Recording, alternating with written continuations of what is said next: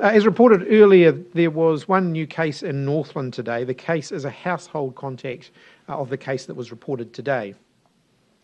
Despite extensive case interviews and contact tracing over the last 24 to 48 hours, our contact tracing teams have not been able to find an epidemiological or person-to-person link with any other cases in Northland. Furthermore, these two cases are based in Taipa in the far north, so are geographically quite separate from the other Northland cases, which are centred around Kaipara, Kaikohi, and have locations of interest in Whangarei, Kaiwaka and Wellsford. The two new cases have not been near any of those locations, nor come into contact with any of the other cases in the Northland outbreak, so it's unclear at this point how they could have possibly picked up the virus.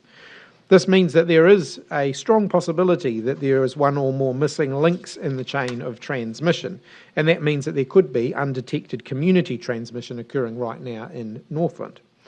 So on the basis of public health advice, including from the Northland Public Health Team, we've decided to move the northern part of Northland into Alert Level 3 from 11:59 p.m. tonight through to midnight on Monday, while we do some extensive testing, contact tracing, in an attempt to find any missing link. The decision will be reviewed by Cabinet on Monday. However, in order to minimise the unnecessary disruption to the whole region, we're putting in place a boundary which will run through the centre of Hokianga Harbour to the Mangamuka Junction on State Highway 1, to the Kaio River Bridge on State Highway 10 and East Bay. Below this boundary line, the rest of Northland will stay at Alert Level 2. Moving the northern part of the northern region to Alert Level 3 is the same step that we've taken with other previous cases where there's been no known source of infection. Using these localised arrangements has also worked previously to help stop any spread, for example, in the Upper Hauraki and more recently in Waikato. Alert level restrictions remain an important tool for us to protect communities from Covid-19 while we get those vaccination rates up. Northland's vaccination rates do remain lower than the rest of the country.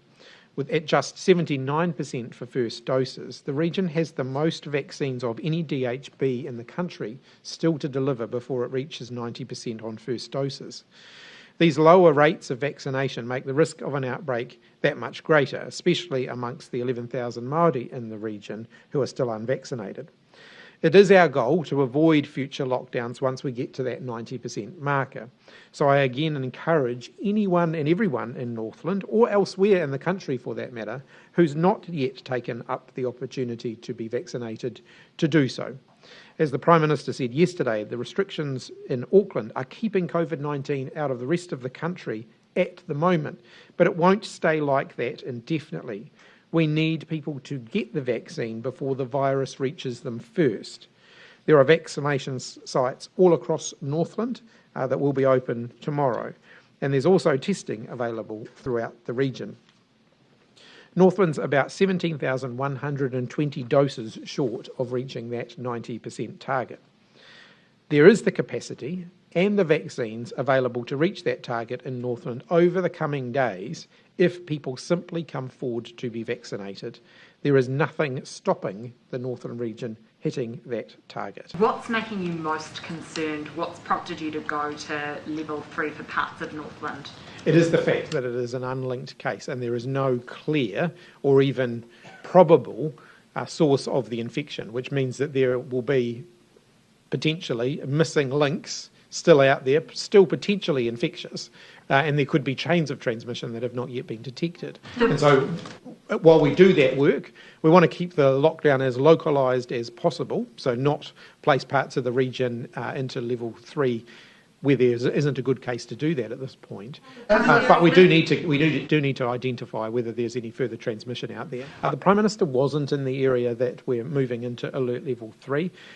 With her travels, the Prime Minister does travel around the country.